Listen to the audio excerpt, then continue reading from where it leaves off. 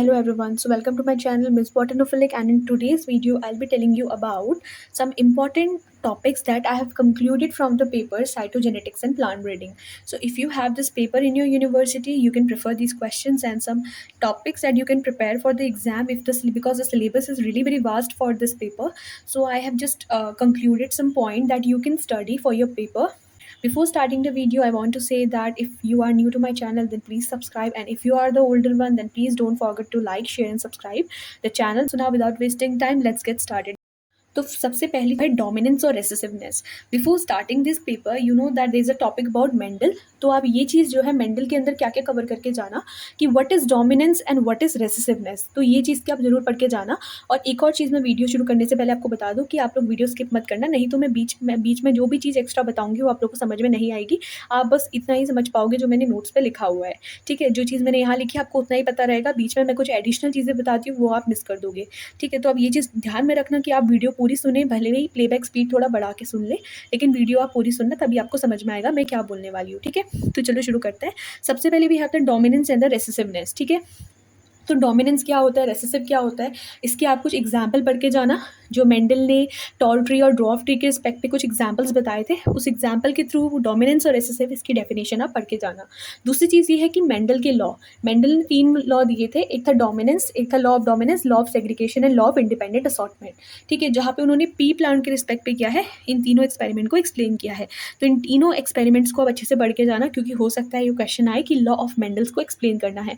और साथ ही साथ अब इसमें मैं एक एडिशनल चीज़ आपको प्रेफर करूँगी, मेंडल की स्टडी ज़रूर करके जाना. मेंडल का एक्सपेरिमेंट क्या था, उनको कितने ईयर लगे, 7 ईयर्स उनको लगे थे इस एक्सपेरिमेंट को करने के लिए. उन्होंने पी प्लांट का सिलेक्शन क्यों किया, ठीक है, और किस पर्टिकुलर डिमेरिट्स को, मतलब डिमेरिट्स उनके जो एक्सपेरिमेंट था उसको फेस करना पड़ा था, कौन सी प्रॉब्लम उन्हें फेस करनी पड़ी थी उनके एक्सपेरिमेंट को. तो ये सब चीज़ें आप थोड़ा एडिशनल मेंडल के बारे में ज़रूर पढ़ के जाना, क्योंकि हो सकता है कि मेंडल की जो बायोग्राफी है वो लिखने को आए. Because cytogenetics and plant breeding में एक स्पेसिफिक टॉपिक जो है वो मेंडल को दिया गया है, एज मेंडल वहाँ पे कंसिडर किया गया है, तो मेंडल के बारे में पता होना ज़रूरी है. तो इस पर आप थोड़ा सा एक शॉर्ट नोट पढ़ के जाना. Now we have the linkage and crossing over. तो लिंकेज एंड क्रॉसिंग ओवर पे बेसिकली आपने ड्रोसोफिला के रिस्पेक्ट पे क्या है, इसमें कुछ एग्जाम्पल्स पढ़े होंगे. आप एज अ बॉटनी स्टूडेंट आप लोग सोच रहे होंगे कि हम लोग ड्रोसोफिला पढ़े नहीं पढ़े, लेकिन जो बेसिक नॉलेज होती है, लाइक टी.एच. मॉर्गन थे, उन्होंने इस पर काफ़ी एक्सपेरिमेंट किया, तो आप उसके एक्सपेरिमेंट को पढ़ के जाओ. टी.एच. मॉर्गन का क्या एक्सपेरिमेंट था, लिंकेज एंड क्रॉसिंग ओवर का जो बेसिक थ्योरेटिकल पार्ट होता है, और साथ ही साथ इन दोनों में जो डिफरेंस होता है वो ज़रूर पढ़ के जाना, बहुत इंपॉर्टेंट है. राइट, इसके बाद से नेक्स्ट जो मैं आपको प्रेफर करूँगी वो है क्रोमोजोमल अबरेशन, जो कि इस पर्टिकुलर पेपर का एक इंडिविजुअल टॉपिक है. क्रोमोजोमल अबरेशन में भी आप दो चीज़, इसको हर चीज़ को डिटेल में पढ़ के जाना है आपने, कि न्यूमेरिकल क्रोमोजोमल अबरेशन क्या होता है, स्ट्रक्चरल क्रोमोजोमल अबरेशन क्या होता है. न्यूमेरिकल क्रोमोजोमल अबरेशन में जैसे एन्यूप्लॉइडी होती है, यूप्लॉइडी होती है, पॉलीप्लॉइडी होती है, ये सब चीज़ें क्या होती है ये आपको पता होनी चाहिए. ठीक है, और स्ट्रक्चरल के बारे में जब हम बात करते हैं तो वहाँ पे ये 4 चीज़ पढ़ी जाती है, डिलीशन, डुप्लीकेशन, इन्वर्जन और ट्रांसलोकेशन. अब आपने इनमें करना क्या है कि ये चारों को काफ़ी डिटेल में आपने पढ़ना है. इसमें पढ़ना क्या है आपने, इसमें मियोसिस की प्रोसेस कैसी होती है, इनका अकरेंस कैसा होता है, और बेसिकली सबसे इंपॉर्टेंट जो है वो है इनका डायग्राम. ठीक है, तो स्ट्रक्चरल क्रोमोजोमल अबरेशन को मिस मत करना, ये इंपॉर्टेंट है, इसमें से कुछ ना कुछ तो आएगा. स्ट्रक्चरल क्रोमोजोमल अबरेशन को मिस मत करना, इन चारों को पढ़ के जाना, और प्लॉइडी जरूर पढ़ना जिसमें एन्यूप्लॉइडी, यूप्लॉइडी, पॉलीप्लॉइडी ये सब चीज़ें आती है. इसके बाद से है हार्डी-वीनबर्ग लॉ. हार्डी-वीनबर्ग लॉ में जो है एटलीस्ट 2-3 पेजेस का अच्छा खासा नोट प्रिपेयर करके जाना.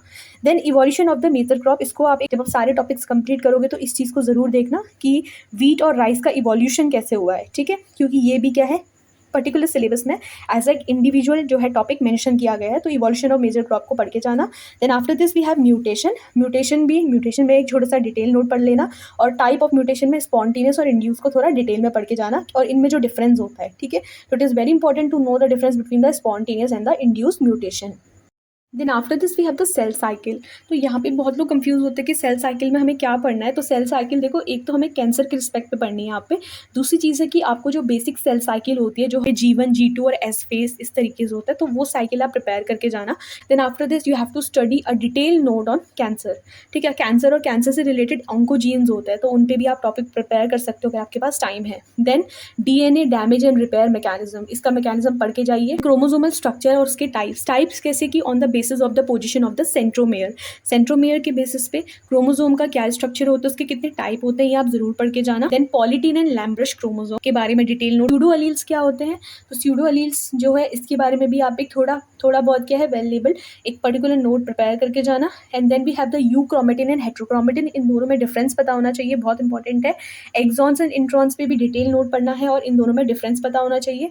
प्रोकैरियोट्स एंड यूकैरियोट्स में gene expression, it is also individual topic. तो अगर आपके पास टाइम बचता है तो आप ये लास्ट के 2 पर्टिकुलर टॉपिक प्रिपेयर करके जाओ, प्रोकैरियोट एंड यूकैरियोट में जीन एक्सप्रेशन और सिस ट्रांस टेस्ट, ठीक है।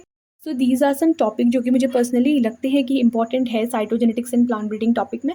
तो अगर इसके अलावा आपके पास टाइम बचता है तो मैं आपको हमेशा बोलती हूँ कि आप एडिशनल चीज़ें भी पढ़ के जाओ, क्योंकि इसके साथ साथ आपके पास और ऑप्शन भी होते हैं उनको अटैम्प्ट करने के। लेकिन ये टॉपिक्स आप प्राइमरीली कंप्लीट करना, एंड देन उसके बाद से अगर आपके पास टाइम बचता है तो आप एडिशनल टॉपिक करो, ताकि आपके पास बहुत सारे ऑप्शन हो क्वेश्चंस को अटेंड करने का, और उन ऑप्शंस में से आप आराम से अपना कोई भी फेवरेट क्वेश्चन चूज करके लिख सको। तो आप लोगों को मेरी वीडियो पसंद आती है तो please like, share and subscribe, और अपने दोस्तों को ज़्यादा से ज़्यादा मेरी वीडियो शेयर कीजिए। And if the video is helpful, then please like, share and subscribe. Thank you.